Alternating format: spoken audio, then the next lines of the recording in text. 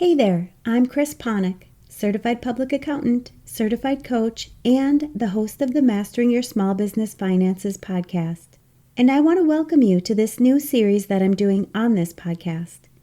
My intention is to drop one of these additional episodes every Monday while I continue to provide you with the regular Mastering Your Small Business Finances podcast episodes, which will continue to help you take control of and understand your business finances with topics that ultimately impact your bottom line.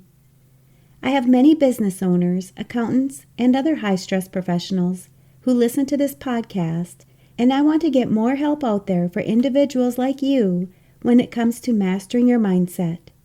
I'll be taking a few moments each week to touch on topics that many high-stress professionals are dealing with and provide solutions to help you increase your overall well-being. Because I know your time is valuable, just like the Mastering Your Small Business Finances podcast, my goal is to keep these episodes short and straight to the point, but full of useful information to help you succeed in not only your professional life, but your personal life as well. When you're working in a high-stress profession, it's important to make sure that you're taking the time that your body needs to rest. Are you the type of person who works all the time and never takes the time to rest? Do you think that taking this time to rest means that you're being lazy? When you're working hard, you need to make sure that you're resting. There may be times when you simply don't want to do something, but is calling times like this being lazy adding any benefit to your life?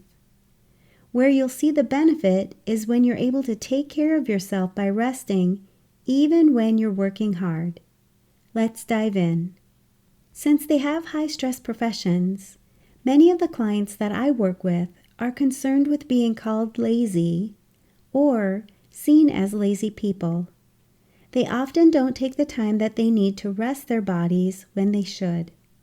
Being lazy is defined as being unwilling to work or use energy. So how do you know if you're lazy or you're simply resting? One of the best ways that I help my clients with this question is to look at the results that they're producing in their lives. Just because you may be thinking that you don't want to do something, that doesn't make you lazy. It's actually pretty normal. There's so many tasks in our lives that most of us don't want to do, but for the majority of us, we continue to do this work anyway. For example, I don't know if anyone truly enjoys taking their garbage out. Have you ever found yourself thinking something like, I just don't want to take this garbage out today? This thought alone does not make you lazy. Even when you don't feel like taking the garbage out, this feeling doesn't make you lazy. It's pretty normal for you to feel this way. And I'm guessing that even when you think you don't want to take the garbage out, and you don't feel like taking the garbage out, you still take the garbage out, don't you? This is how we can look at the results and know that you are not being lazy because you took the garbage out. And if when you finish taking the garbage out, you relax, this would be considered rest and not laziness at all. Laziness would be resting before you've produced any results.